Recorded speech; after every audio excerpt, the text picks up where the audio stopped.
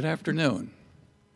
My name's Don Myers, and I'm happy to welcome you to this Bach birthday bash for 2022. The program is brought to you by the Arts and Music Committee at Christ Church. We are glad to have this in person today. It is being live streamed, so there may be people watching from a distance. Please note that there will be a basket at the back of the church as you leave. And if you desire to make a donation, all of the donations will go to the Arts and Music at Christ Church Committee. Our reasonable ticket prices today were made possible by the grants from the Brockton, Easton, and Stoughton Cultural Councils. Depending on the calendar you use, Johann Sebastian Bach's birthday was March 21st or the 30th. Throughout the 18th century, Bach was highly regarded, mostly as an organist, but also for his compositions for both organ and harpsichord. He was a person of deep faith, and he composed about 300 sacred cantatas.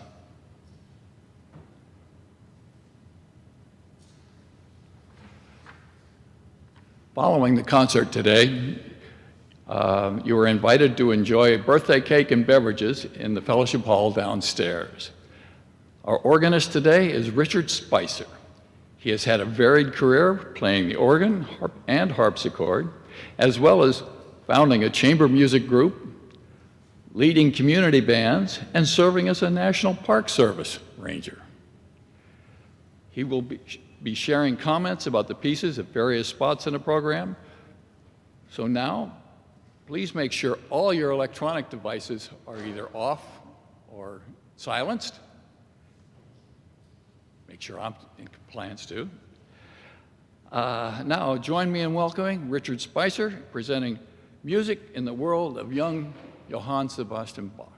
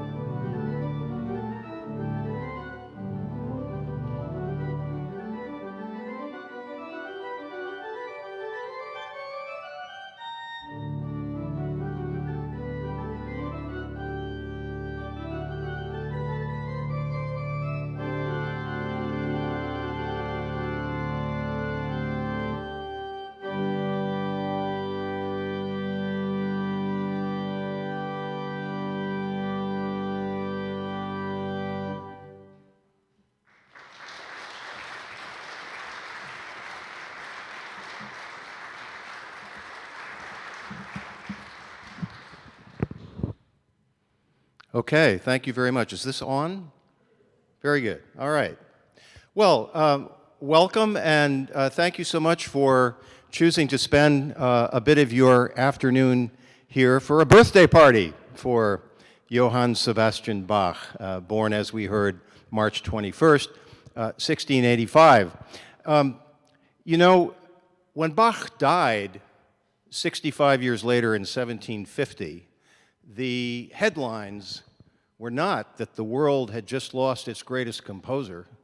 The headlines were that the world had just lost its greatest organ virtuoso. I don't think we realize that because we can't dial up a YouTube channel to experience what that was like. Unfortunately, this was lost to that generation that had the privilege of actually hearing him in person.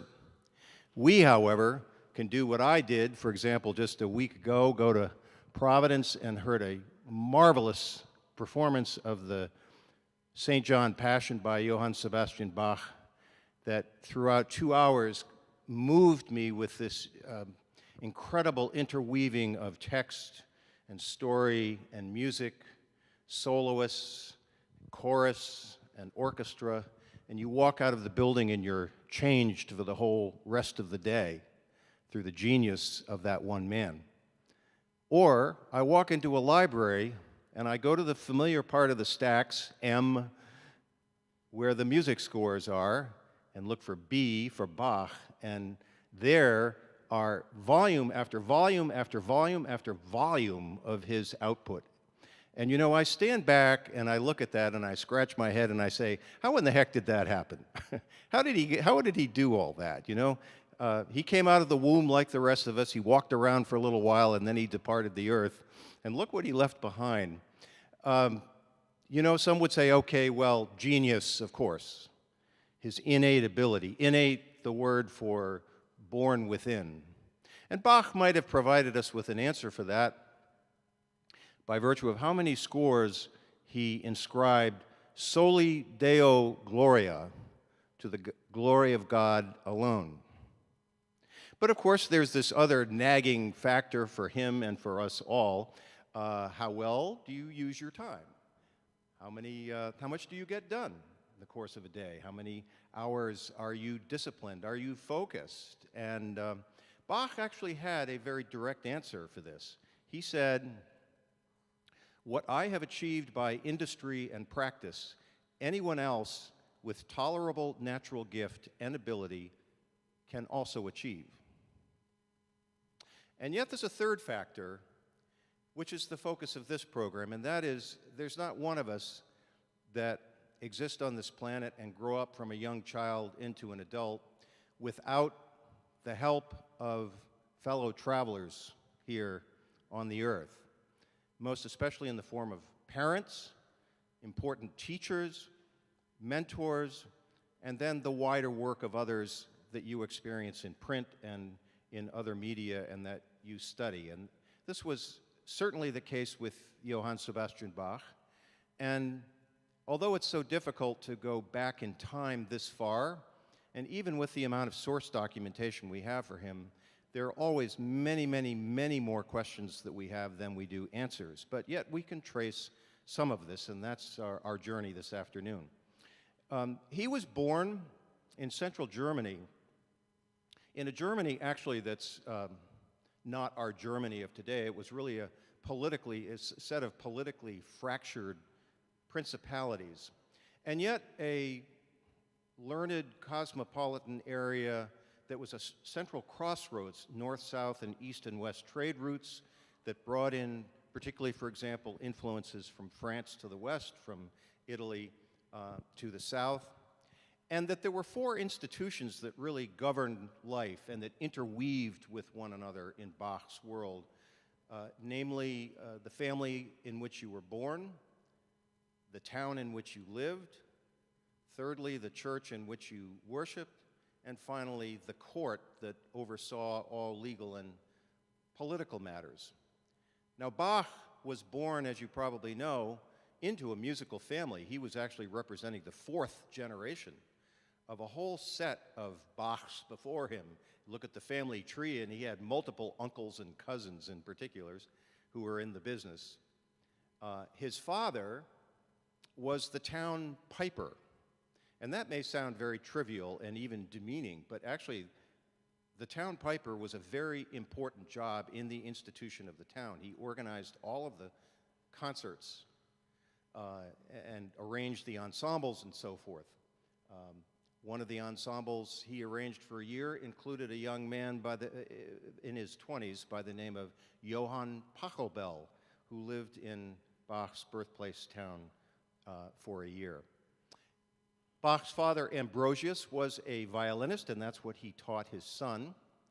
And, you know, Bach's world was very musical from day one because the household of Ambrosius was full of apprentices to his father, and he was probably tagging along with him all the time.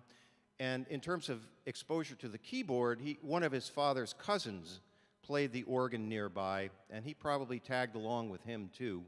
And he played an organ that was always in bad repair and needing something, so Bach maybe got started right away with what he also became very well known for in life, which was examining organs and commenting on how they can be improved. This world, though, did not last long for him because abrupt changes happened at age 9. Just after he had turned 9, he lost his mother, and we don't know exactly what the reasons for that were. There was a happy interlude in the summertime when 2 marriages took place. First of all, his oldest brother, older by 14 years, Johann Christoph Bach, was married. Christoph had left the household when Sebastian was just 1 year old, so they really didn't know one another. But he had left to go apprentice with Johann Pachelbel, and Pachelbel actually showed up to play for the wedding, and it's likely that Sebastian would have met him then. And then secondly, his father quickly remarried, and there was a second marriage. But that did not last long either, because it was within months after his second marriage that Ambrosius became gravely ill, and we know by the medicine that he was taking that it was quite serious, and it was to the point that it took him away in death as well. So just before Sebastian turned 10 years old, he was now an orphan. This must have been a devastating experience, and we have one piece of evidence that indeed it was. Up until this time, his bright, inquiring mind had been evidencing itself in his standing at school, very high up in the class.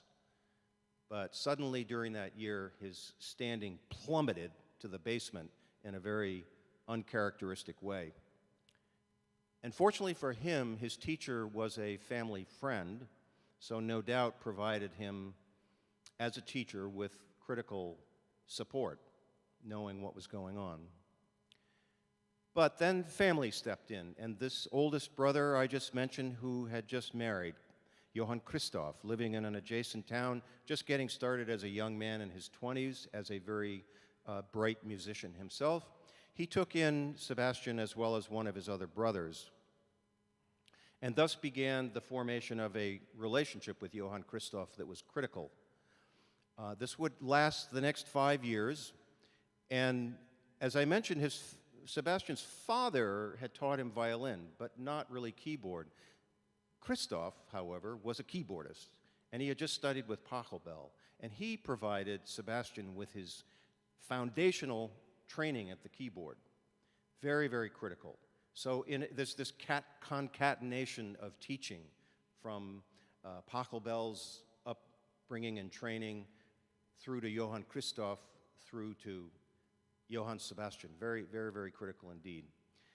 And to get back to our music here and the next 3 pieces, there is one score that represents this time period. It's one of the most recent pieces of Bach scholarship. It's called the Neumeister Collection, and it's surfaced of all places in the Yale Music Library here or the archives here in this country.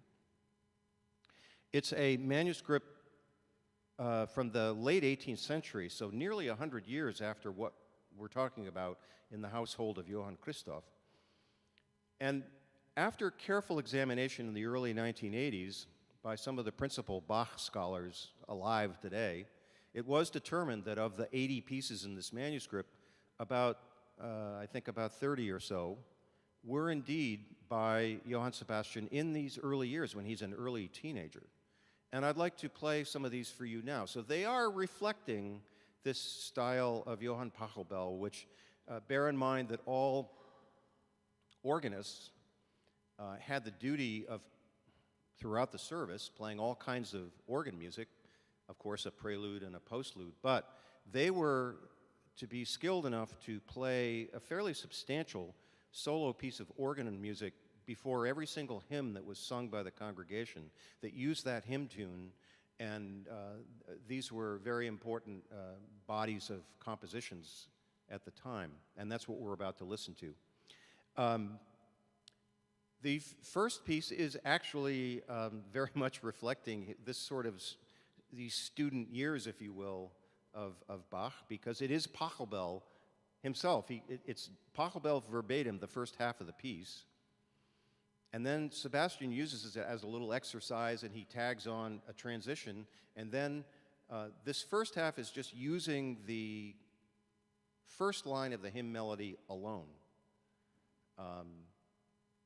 and tossed around to different voices. But then Sebastian brings in the entire hymn tune. You can hear it plainly in the soprano voice. The second piece, I think, is a little bit more creative and inventive. It's on the Passion tune, Herzliebster Jesu, Ah, Holy Jesus, I think it's sometimes sung to today. And he uses a lot of chromaticism, particularly descending chromatic lines. And then the third piece we'll hear is all Pachelbel, a classic Pachelbel choral prelude, a hymn prelude, where the first half of the piece, very clearly structured, first half of the piece, similarly using just the first line of the hymn tune, tossing around amongst the different voices. And then all of a sudden it changes to a totally different piece with this sort of fantasia-like running 16th notes in the hands, with the hymn tune all the way through the hymn in long notes in the pedal. And this could be, so I want you to hear this sort of clearly structured music from thinking of the early Johann Sebastian Bach, now from age 10 to 15.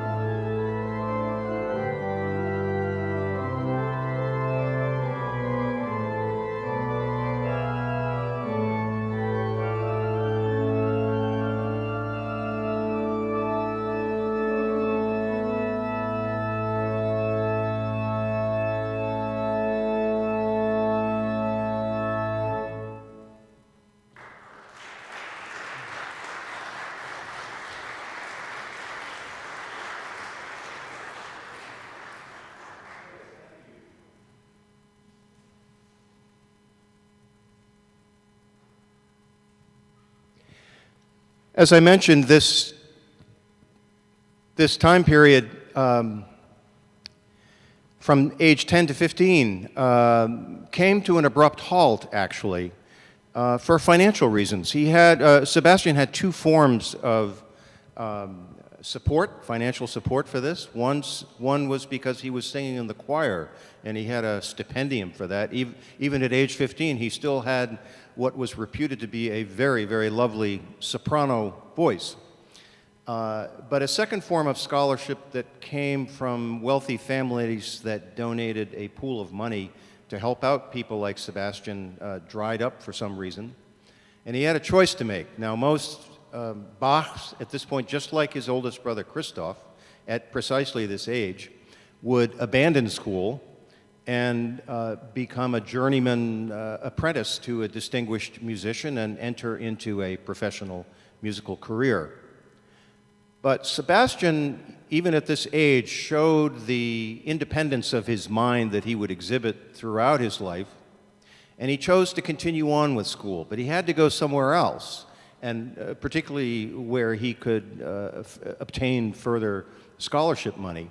And it just so happened a relatively new teacher in town had just come from way up in North Germany to a very distinguished school just below the cosmopolitan city of Hamburg, in the smaller town of Lüneburg, about 30 miles to the south of Hamburg. The St. Michael's School, which had started out as a Benedictine monastery, of course, after the Lutheran Reformation, that connection went away and it became a very prestigious school. And that's where Sebastian and one other classmate of his in town chose to go and finish off for the next 2 years. And so they traveled north, and this was a transformative experience for him because of the entirely different musical culture up there in particular, as well as receiving a rigorous academic training that included a lot of theology, of course, Bible study, reading Latin, but also incorporating the Newtonian 17th century world of new discoveries in math and physics and geography and so forth. All, of course, attributed to the handiwork of God in that world. But one of the important relationships that he then was able to form was with one of the distinguished musicians in town by the name of Georg Böhm, who was at the Johanneskirche, the St. John's Church in Lüneburg. And we don't know the precise nature of the relationship. There's suggestions that maybe he was a direct teacher of Sebastian, perhaps not, perhaps more like a mentor. One of the principal keepers of the flame of Sebastian's legacy after his death was, I would argue, his most successful of the musical sons, Carl Philipp Emanuel Bach, who would co-author a long obituary and publish it for his father. He also corresponded with Bach's very first biographer, Johann Nikolaus Forkel, already in the late 18th century. About the time of our American Revolution, Forkel was doing his research on this. And the sons, some of the children of Sebastian were still around, and he corresponded with them and sent them questions that he asked them to answer. And C.P.E. Bach wrote back to Forkel saying, Böhm was his teacher, but then he crossed it out and put mentor above it, so it's a little unclear. But Böhm was very, very important. He had lived up in Hamburg. He had played in the theater there, theater orchestra, probably as a harpsichordist, and he was a published composer and clearly provided a very important role model for him. So the next two pieces by Böhm indicate some of this North German style that's in contrast to what we just heard. First, another choral prelude, this on the Easter hymn, Christ lag in Todesbanden, Christ lay in the bonds of death. And you'll hear a lot more melodic decoration, if you will, in the hymn tune. And then we move on to a prelude, fugue, and postlude piece, which is quite interesting. You can hear harpsichord in this piece, I think. And in fact, he may well have composed it at the harpsichord. I mean, bear in mind, playing at church was not an easy thing to do, because these churches, first of all, for half the year, they turned into walk-in refrigerators. Second of all, I have the benefit of showing up to this console and flipping a little switch, and suddenly, bingo, the lights go on, and the blower to the motor that blows the wind into the organ works, and that's all there is to it. Well, it was not the case back then. It was all a mechanical action, including getting a wind supply. So you had to bring somebody else, like a choir boy, to pump a lever on the side of the organ or pull ropes or something like that to keep the wind going for whatever you were doing in there, whether it was practicing or for playing a Sunday service. So imagine Sebastian going into Georg Böhm's church and listening to him, and I wouldn't be surprised if Georg Böhm enlisted him to pull the ropes to provide the wind.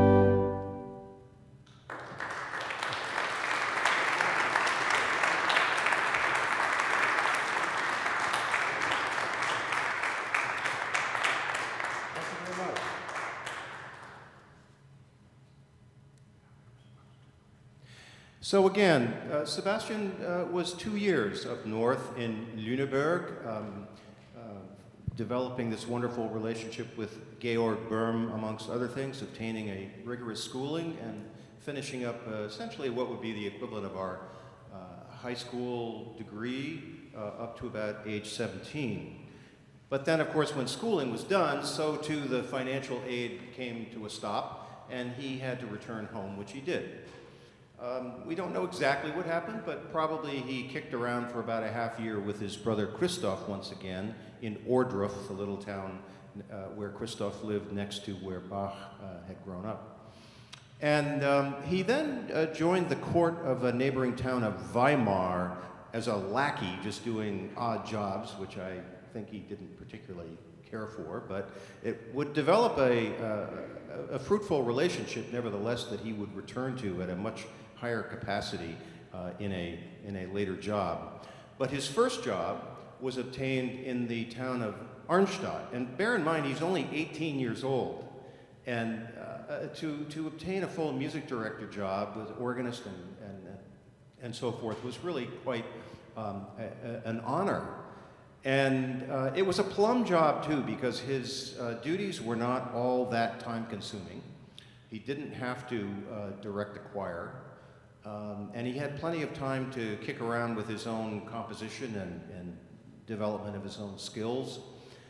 He also had the marvelous benefit of a brand new organ that did not have to be repaired all the time. So all of this was extremely beneficial.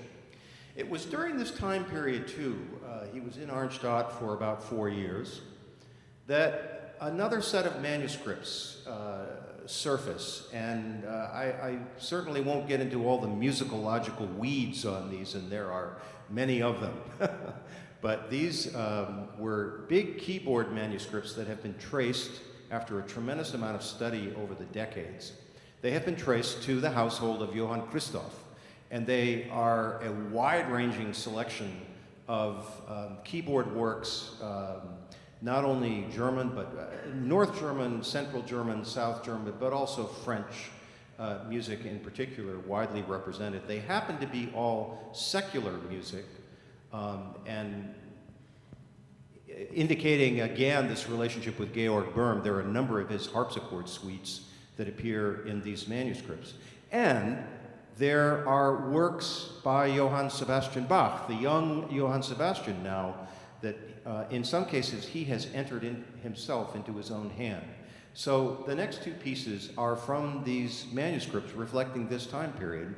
The first is a prelude. There's a fugue that goes along with it. I've chosen not to play it because it's a little lengthy and fairly conventional. The prelude's a little odd though, and I thought you might like to hear it. The prelude that's in the manuscript is actually an earlier, shorter version of what you're about to hear. You'll hear the way he expanded it. It's in 3 clear sections: an introduction, a middle section of arpeggiation, and then a kind of concluding section. This middle section starts off with a cell of 2 measures of little figuration, we call it, broken chords. And he keeps repeating them and repeating them and repeating them, going down a half step each time. And it's not long before we realize we're in an elevator, and we're going from the 10th floor down to the 9th floor, and then down to the 8th floor. And I think by about the time we get to the 7th floor, we sort of want to say, Sebastian, can we get off the elevator? You know? But he keeps going, as you'll hear. And I'm kind of astounded by this because it just becomes a little monotonous, I think. And I'm surprised he didn't recognize it as such. But he brings us back up finally for a rather surprising end.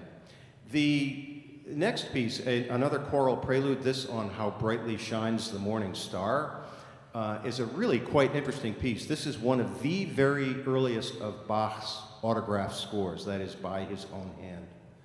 And what he is doing is absorbing this new style that he has heard up in the north of Germany. Georg Böhm in particular introduced him to a set of people up in Hamburg, and while he was in school up there, he made repeated trips to Hamburg, and a principal mentor became one of the was one of the organists at one of the 5 big churches in Hamburg. His name was Jan or Johann Adam Reinken, and I know that's probably a name not familiar to you, but it was important for Sebastian. And he had specialized, if you will, in variation form. And the reason was, again, there was a concatenation of teaching. His teacher, his predecessor at this church in Hamburg, had been Scheidemann, again, a name probably not familiar to. And Scheidemann had studied not far away to the west in the Flemish country with none other than Jan Pieterszoon Svelak, who really specialized in variations, and so this technique was passed along. And that's what you're going to hear in How Brightly Shines the Morning Star. Bach would also honor Reinken in numerous ways with other compositions, but I thought you might enjoy hearing this one, especially as one of the early Bach autographs.